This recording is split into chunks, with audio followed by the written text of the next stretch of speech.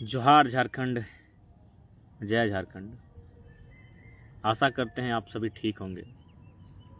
आप ठीक रहें, कुशल रहें, स्वस्थ रहें, इसकी कामना करते हैं, प्रार्थना करते हैं, दुआ करते हैं। जैसा कि 60-40 काफ़ी दिनों बाद लाइव आए हैं। समय नहीं मिल पाता है, फ़िलहाल ज़िंदगी के बहुत ही क्रिटिकल कंडीशन से, दौर से गुज़र रहे हैं, लेकिन बीच बीच में कुछ आइडियाज़, कुछ विचार शेयर करने के लिए यही मोबाइल को हथियार के रूप में इस्तेमाल करते हैं। तो जैसा कि 60-40 की नीति को लेकर राज्य में पुरजोर विरोध, उसके बावजूद राज्य सरकार टस से मस नहीं। आखिर कारण क्या हो सकता है? कारण यह है कि राज्य की मैक्सिमम जनता को राजधानी में क्या घट रहा है, उनके अधिकारों के साथ क्या घट रहा है, उसकी जानकारी नहीं है। उन्हें बस चिंता है कि आज का दिन हमारा कैसे कटे। नौजवानों को चिंता है कि किस प्रकार 1.5 GB डाटा को समाप्त करें। उनसे जो थोड़ा सा आयु में है कि आज किस प्रकार शाम का इंतजाम हो, किसी जोरिया नदी के किनारे, किसी पार्क बगीचे में बैठकर किस प्रकार माने स्वादिष्ट व्यंजन के साथ 2-4 पेग मिल जाए।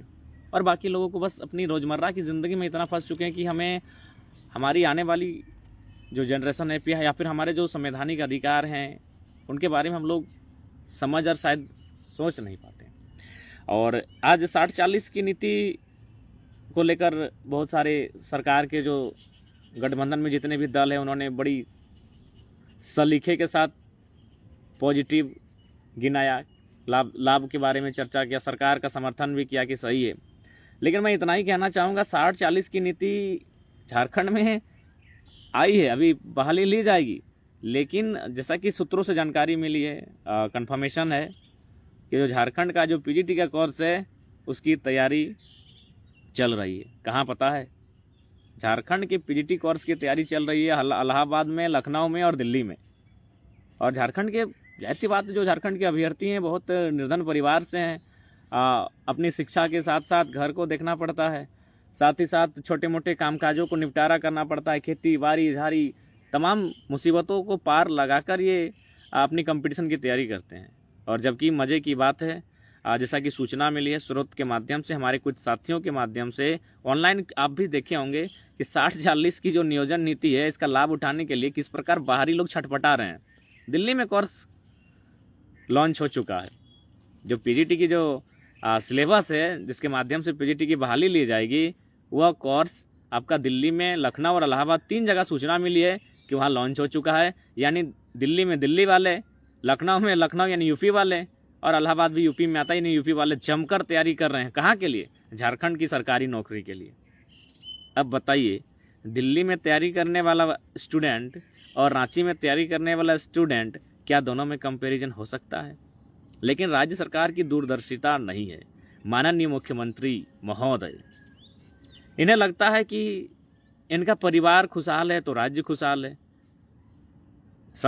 माननीय मुख्यमंत्री आदिवासी सेंटीमेंट करते हैं, तो कम से कम सबसे पहले आदिवासियों की सोची जाए, उसके बाद बाकी जो वर्ग के लोग हैं उनकी भी सोची जाए, क्योंकि राज्य सबका है। लेकिन इनको लगता है कि अगर इनका परिवार खुशहाल है तो सब खुशहाल है। जाहिर सी बात है, सुबह आँख खुलती है तो आदरणीय बसंत बाबू दिखते हैं, विधायक हैं, उनके भाई हैं, छोटे भाई हैं। उनको गुरुजी दिखते हैं तो जाहिर सी बात है गुरुजी सांसद हैं। उनको उनकी भाभी दिखती होंगी तो जाहिर सी बात है वे भी विधायक हैं और खुद मुख्यमंत्री हैं। उसके बाद उनके और भी जो हैं साला सलहज, कोई जिला अध्यक्ष है, कोयला की लाखों रुपए की कमाई कर रहा है। तो कुल मिलाकर उनका परिवार खुशहाल है, तो उनको लगता है कि झारखंड के आदिवासी मूलवासी खुशहाल हैं। इसीलिए 60-40 की नीति को लेकर उनमें ज़रा सी भी विजन का, माने दूरदर्शिता की कोई सोच नहीं झलक रही है। अब बताइए, कोर्स हमारा, परीक्षा होगी हमारे राज्य के लिए, हमारे बच्चों को पढ़ाने के लिए, और तैयारी कर रहे हैं दिल्ली वाले तैयारी कर रहे हैं। जानकारी मिली है कि दिल्ली में 60-40 का लाभ लेने के लिए जो पीजीटी टीचर की बहाली होगी, जैसा कि चर्चा मिली है, दिल्ली में तैयारी हो चुकी है। दिल्ली में कोचिंग में लॉन्च हो चुका है हमारा कोर्स। अब सोच के देखिए, क्या हमारे छात्र, जो लोग दिल्ली से तैयारी करके आएंगे, जो लोग अन्य राज्यों के टॉप मोस्ट एजुकेशनल सिटी से तैयारी करके आएंगे, तकनीक से लेस आधुनिक शिक्षा पद्धति से लवरेज होकर उन संस्थाओं से पढ़ाई करके आएंगे और उनका मुकाबला अगर कर पाएंगे झारखंडी छात्र तो हमें क्या आपत्ति है। देखिए 40 भी आपका है। और चूंकि हम बार बार कहते हैं पढ़े लिखे हम लोग भी हैं, और जो पढ़े लिखे होते हैं थोड़ा सा डर करते हैं, उन्हें अपनी करियर की चिंता होती है, घर परिवार की उम्मीदों की चिंता होती है। अतः जाहिर सी बात है उनको यही लगेगा कि भाई भागते भूत की लंगोटी भली, जो मिल रहा है ले लो, लेकिन याद रखिएगा नहीं मिलेगा। जो 40 आप सोच रहे हैं कि आप अपने मेरिट के दम पर उस 40 में आएंगे, नहीं आएंगे, क्योंकि उस 40 में रखिए 40 का 95 या 90% सीटों को बेच दिया जाएगा, ये आप अनुमान रख सकते हैं। उदाहरण के लिए जेएसएससी का जो जेई का परीक्षा हुआ था साल भर पहले, आपको याद होगा किस प्रकार उड़ीसा और बिहार के अपराधियों ने, असामाजिक लोगों ने हमारे यहाँ क्वेश्चन पेपर लीक करके उन सीटों को बेचने का कार्य किया था। तो ठीक उसी प्रकार भागते भूत की लंगोटी भली का स्थिति अभी फिलहाल झारखंड में चल रहा है। और इसकी दूरदर्शिता का क्या असर होगा, इसको मैं थोड़ा सा, चूँकि जैसा कि सूचना मिली है कि हमारे वीडियोज़ को माननीय मुख्यमंत्री के आगे पीछे दाएं बाएं रहने वाले लोग बड़ी अच्छे से वॉच करते हैं और उन तक संदेश भी देते हैं। उसका उदाहरण है हाल फिलहाल जो मुख्यमंत्री ने कहा था कि आईएएस लोग को ट्रांसलेटर की ज़रूरत है, तो ट्रांसलेटर का बारे में हम लोग शुरू से बोले हैं, हर सभाओं में ट्रांसलेटर के बारे में हम लोग चर्चा किए हैं। अब देखिए इससे क्या नुकसान होगा। इससे क्या होगा कि मान के चलिए 40 जो ओपन है उससे अन्य राज्यों के अभ्यर्थी आएंगे नहीं, आने के बाद आपका Aadhaar card, ration card, voter card इत्यादि बना लेंगे। उसके बाद फाइनली क्या होगा, वे यहाँ के अस्थायी बन जाएंगे, क्योंकि यहाँ तो स्थानीय नीति नाम की कोई चीज़ नहीं है, ये अस्थायी बन जाएंगे। और जब ये अस्थायी बन जाएंगे तो फिर इनका जो अगला जनरेशन आएगा वो अब 40 में नहीं 60 में फाइट करेगा। अब जिस वर्ग का रहेगा वो अब 60 में फाइट करेगा, यानी 40 में फिर नए लोग शामिल होने आएंगे, उस 40 में नए लोग शामिल होने के लिए आएंगे। और फाइनली क्या होगा ये सभी जानते हैं। धनबाद बोकारो की स्थिति देख सकते हैं, डेमोग्राफी पूरी तरह बदल दी जाएगी, यहाँ की भौगोलिक स्थिति को बदल दिया जाएगा। बाहरी लोगों को इस प्रकार से यहाँ स्थापित किया जाएगा कि यहाँ के लोगों के पास खेती बाड़ी में, और अभी खेती बाड़ी अब रही कहाँ है, देखिए सारा ज़मीन कनारी के बाद में तो पानी ठहरता ही नहीं है, होता ही नहीं है, खेती होता कहाँ है अब। यानी अगर हमारे गांव, चूँकि झारखंड के लोगों का जो एटीट्यूड है, जाहिर सी बात है हर किसी को कुछ ना कुछ एटीट्यूड होना चाहिए, तो हमारा एटीट्यूड है कि जरा कुछ ना है तो हमारा खेतवा है ना। वो खेत भी अब जो सरकारें हैं, जिस प्रकार की पॉलिसियाँ आ रही हैं, सबसे पहले जीएम लैंड को आपका समाप्त कर दिया है। जीएम लैंड माने क्या, जहर थान, बुढ़ा थान, सरना, मसना, जहाँ मंदिर मस्जिद इत्यादि है, फुटबॉल का मैदान है, क्लब है, वही ना जीएम लैंड था। और जीएम लैंड किसी के बाप का थोड़ी था, रैयत का था, लेकिन उसे लैंड बैंक बनाकर कंपनी को बेच दिया गया है। तो ठीक उसी प्रकार हमारे लोगों को ये लगता है कि खेती बाड़ी ये है, बाप का खेत ये है, लेकिन उसमें पानी नहीं है। उदाहरण देख सकते हैं, कई विधायक सांसद हजारों हजार एकड़ जो खेत था उसको खरीद चुके हैं, वहाँ कोई स्कूल, कोई कॉलेज बना चुका है। रीजन कि वहाँ अगर पानी चला जाएगा तो किसान खेती करेगा, किसान खेती करेगा तो समृद्ध होगा। इसीलिए नेताओं ने क्या किया, 400-500 रुपये प्रति डिसमिल उस जमीन को ही खरीद लिया। तो इसलिए आज मेरा मानना है इस 60-40 से माननीय मुख्यमंत्री अपनी दूरदर्शिता की सोच को दिखाएं, और जिससे कि जो नुकसान हो रहा है इस राज्य को, उस राज्य को नुकसान होने से बचाएं। बाकी बाहरियों का क्या है, उनको तो भाई जलन होगा ही। देखो विशाल कुमार को जलन होना शुरू हो गया है, उसको नहीं ना समझ में आएगा किस प्रकार हम लोग का बाप दादा यहाँ कट के जेल जाके बर्बाद होके राज लिया है। वो तो डोका फाड़ के दांत खिसके तैयारी में है हमारी नौकरियों को, हमारे अधिकारों को हड़पने के लिए। ठीक है विशाल बाबू, स्वागत है, आइए लूटिए लूटिए, झारखंड जैसा राज्य थोड़ी मिलेगा, मजे से लूट लीजिए। तो ठीक उसी प्रकार यहाँ की डेमोग्राफी, हर चीज़ को बदला जाएगा।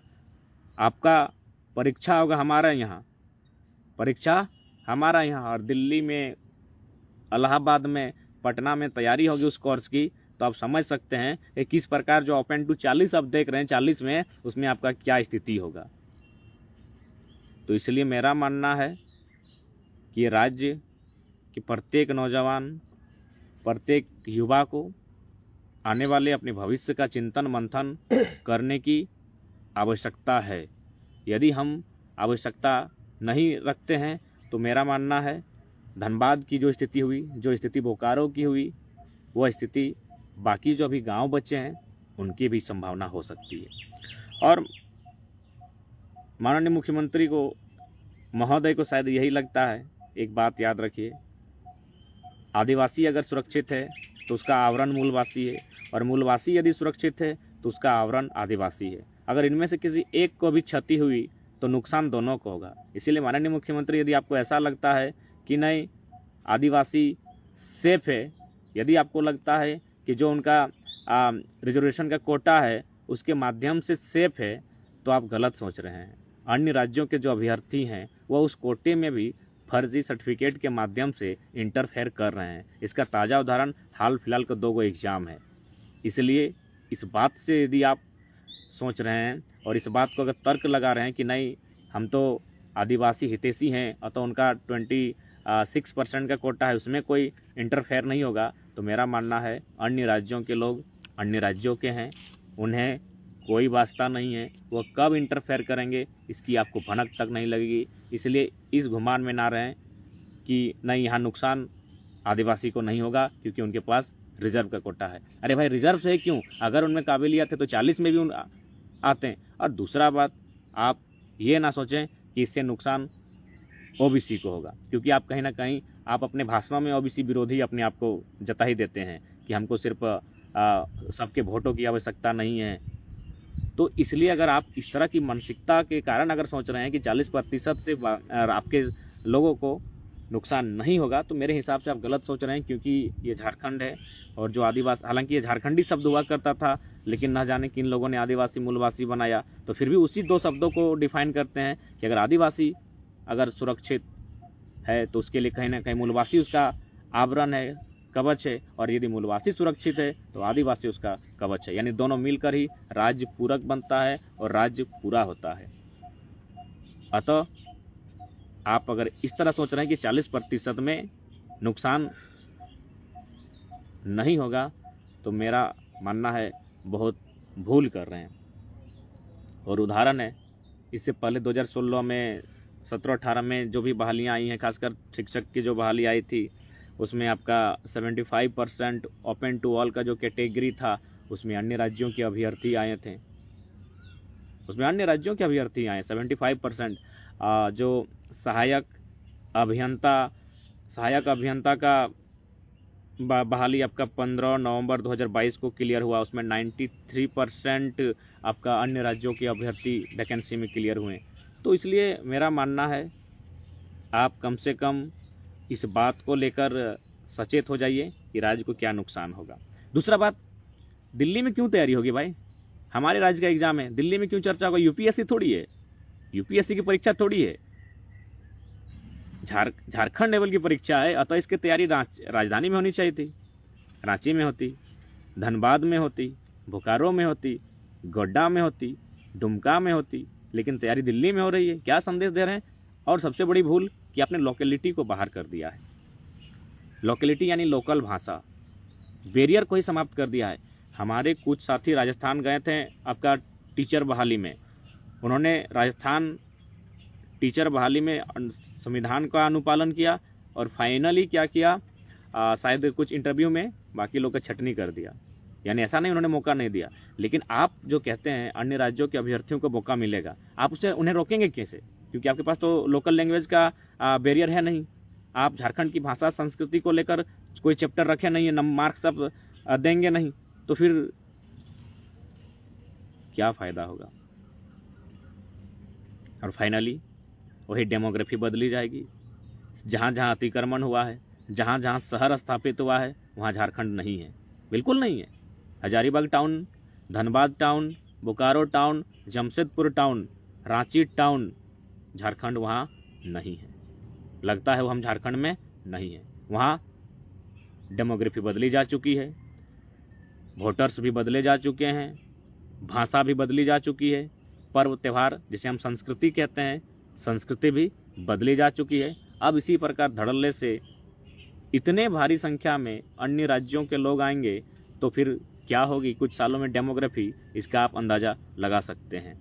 और एक बात, जैसा कि यदि आपको लगता है कि एक बात याद रखिए, मैंने बार बार कहा कि आदिवासी मूलवासी दोनों एक दूसरे के पूरक हैं, दोनों ही इस राज्य के लिए ज़रूरी हैं। लेकिन यदि आपको ऐसा लग रहा है कि आपको आपके आदिवासी, क्योंकि आप बार बार इसी बात का तर्क देते हैं, दलील देते हैं कि नहीं भाई हमें बाकी लोग वोट ना करें, सिर्फ आदिवासी और कुछ वर्ग का आप चर्चा करते हैं कि अगर हमें वोट देंगे तो हम जीत जाएंगे, जो कि एक मुख्यमंत्री के पद पर होकर आप शर्मनाक बयान देते हैं।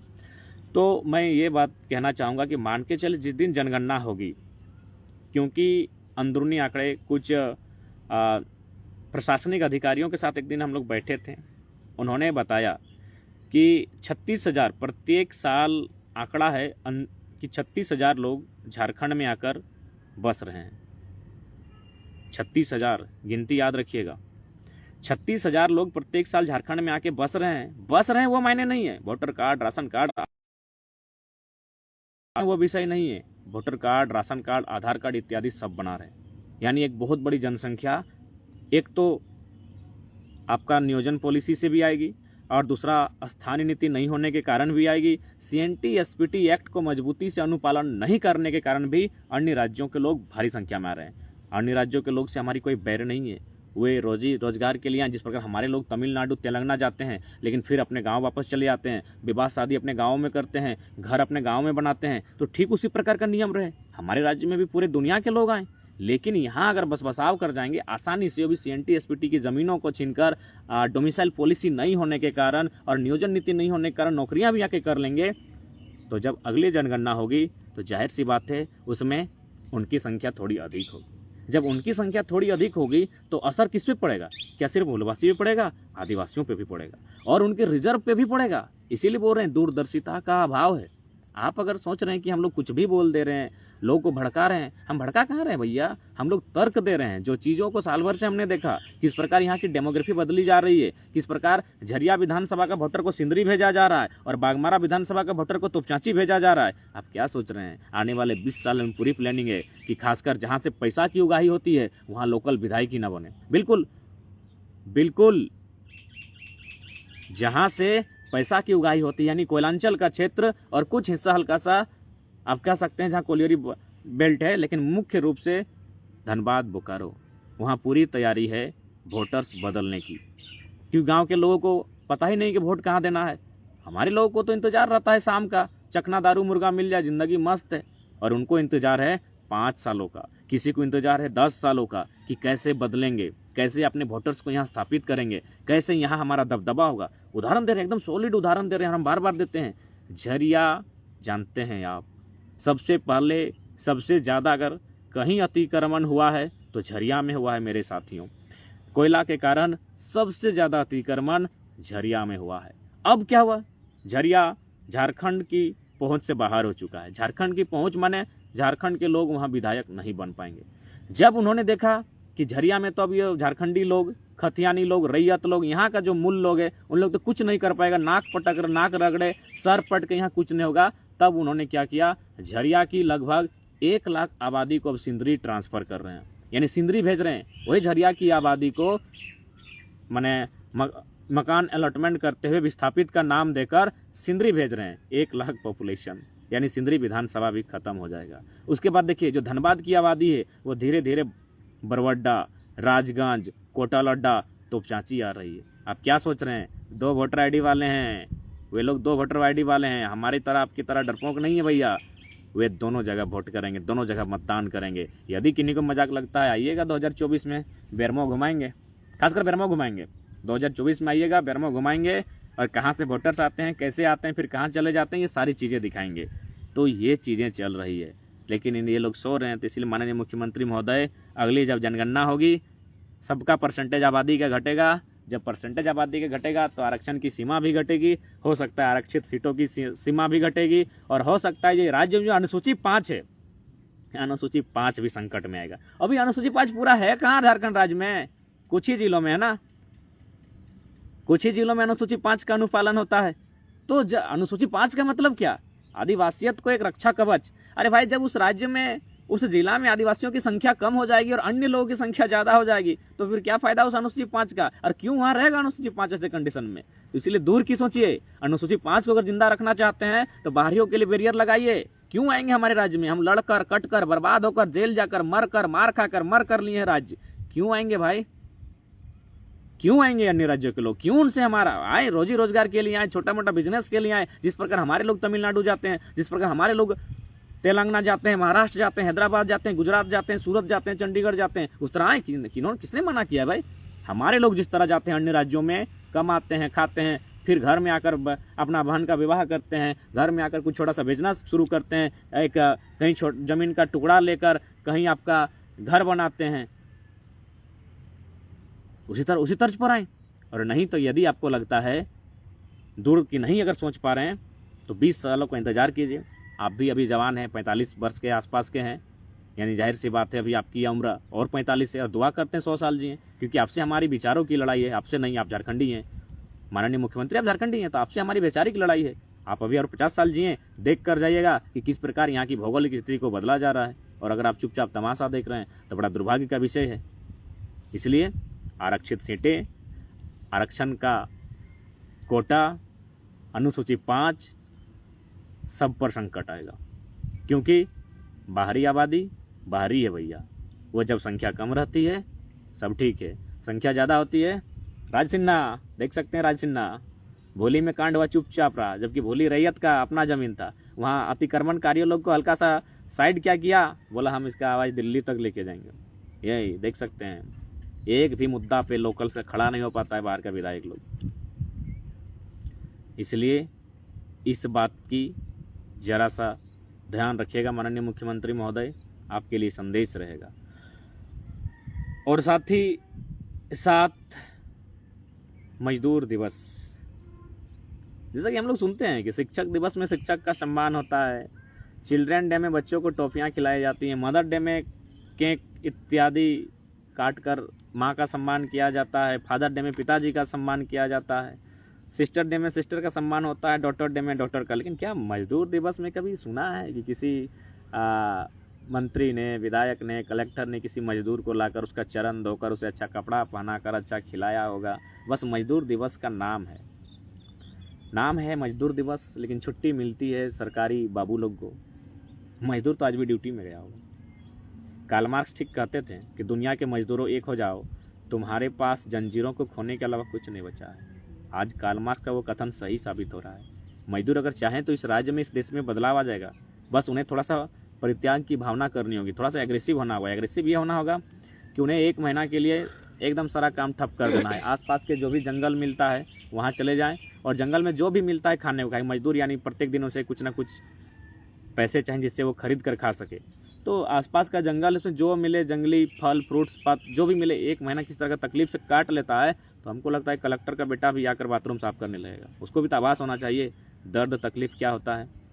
अभी एसी पंखा से हम लोग, एसी और पंखा और कूलर से बाहर नहीं निकल पाता है ना, उस समय मंत्री का बेटा को भी आभास होगा। मजदूर का क्या महत्व है, इसका आभास उनको भी होना चाहिए। इसलिए मेरा मानना है मजदूर अगर बदलाव, भगत सिंह भी कहते थे कि हमारे असली सैनिक कारखानों में हैं, असली सैनिक खेतों में हैं, खेतों में यानी किसान, और कारखानों में यानी मजदूर। ये हमारे असली सैनिक हैं, यही हमारे असली सैनिक हैं। तो मजदूर इस राज्य के, इस देश के असली सैनिक है। और वास्तव में आज़ादी तभी आएगी जब आज़ादी में मजदूरों का और किसानों का योगदान होगा। लेकिन आज भगत सिंह ने एक चिंता जताई थी कि आज़ादी हम तो अंग्रेज़ों से छीन लेंगे, उठा के पटक के मार के जैसे भी छीन लिए, सपोज दैट, और छीन ही लिए हैं। लेकिन क्या हुआ आज़ादी गांव, गरीब, किसान, मजदूर, लाचार, बेबस, उन तक जा पाएगी? आज भी आप आकलन कीजिए, मजदूरों की आत्महत्या, किसानों की आत्महत्या, बेबसी, लाचारी, कर्ज में डूब रहे हैं किसान, मजदूरों की असमय मौत आपको स्पष्ट कर देगी कि वह आज़ादी जिसकी कल्पना भगत सिंह करते थे, क्या यह आज़ादी गांव तक जाएगी? सही में आज भी वो गांव तक नहीं गई है। इसलिए मजदूर दिवस केवल एक कैलेंडर की तारीख बन के रह गई है। धरातल पर आज भी मजदूरों की स्थिति बद से बदतर है। और ये हम नहीं, चूँकि केंद्र में एक महानायक, हम सब उनको मानते हैं तो हम भी थोड़ा देर बोल देते हैं भाई, महान प्रधानमंत्री बड़े लंबे लंबे बात रखते हैं रोजगार को लेकर, लेकिन धरातल पे कुछ होता नहीं है। तो उन्हीं के दल के एक श्रेष्ठ राजनेता माननीय स्वर्गीय अटल बिहारी वाजपेयी ने कहा था कि कलकत्ता के फुटपाथों में जो नंगे बदन आंधियाँ सहते हैं, उनसे जाकर पूछो वो 15 अगस्त के बारे में क्या कहते हैं। अगर इस बात को एक आम आदमी बोलेगा कि 15 अगस्त के बारे में क्या कहते हैं, तो शायद वो देशद्रोही कहा जाएगा। लेकिन देश के प्रधानमंत्री ने कहा था कि कलकत्ता के फुटपाथों में जो नंगे बदन आंधियाँ सहते हैं, उनसे जाकर पूछो वे 15 अगस्त के बारे में क्या कहते हैं।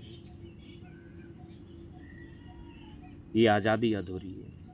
बिल्कुल, आज भी मजदूरों की दशा, किसानों की दशा। तो इसलिए मजदूर दिवस की सार्थक बधाई तभी होगी जब मजदूरों के चेहरे पर सिकन नहीं, मुस्कान होगी। निराशा, हताशा नहीं, एक हल्की सी, छोटी सी, खुशनुमा मुस्कान होगी। लेकिन फिर भी कार्ल मार्क्स का वो कथन कि दुनिया के मजदूरों एक हो जाओ, तुम्हारे लिए जंजीरों को खोने के सिवा और कुछ बचा नहीं है। आज मजदूर अगर बदलाव चाहते हैं तो थोड़ा सा अपने आप को तपाना होगा, उन्हें गलाना होगा। मेरा मानना 1 महीना के लिए सारा कामकाज एकदम रिजेक्ट करके, एकदम आंदोलन करते हुए जंगलों में चले जाएं और अपना जीवन 1 महीना जंगलों में जो भी आहार मिलता है उससे काटें, और कलेक्टर के बेटे को भी अपना किचन संभालने दीजिए। तब पता चलेगा कि मजदूर का दर्द क्या होता है। लेकिन चूँकि हम लोग सेक्रीफाइस नहीं कर पाते और आसान भी नहीं है, लेकिन फिर भी कुल मिलाकर किसान और मजदूर ही वास्तविक आज़ादी दिला सकते हैं। ये मेरा नहीं, युग नायक भगत सिंह का कथन था।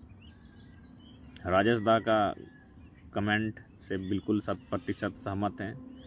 जब बात नीति नियम से ना बनती है तब मरता क्या नहीं करता, ऐसी परिस्थिति सत्ता के हुक्मरान तैयार करते हैं। ठीक है, बाकी सबको जोहार रहेगा। जय झारखंड, जोहार झारखंड।